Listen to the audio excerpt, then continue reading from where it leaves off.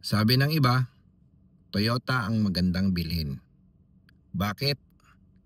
Dahil mura at readily available ang mga parts. Maraming parts na mabibili. Kung ako ang tatanungin mo, totoo, mura, pero di rin, mahal din, depende. Bakit?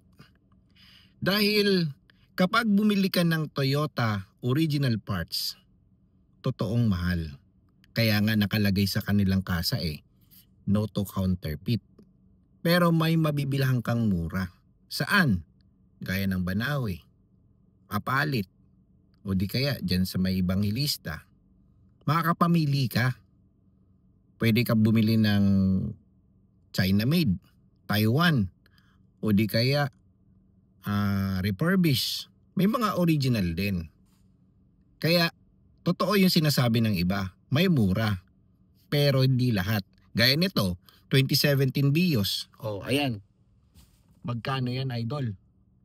Ang brand new ng side mirror na yan ay nasa 14,000. Wala pa yung takip sa likod. Wala pa yung salamin.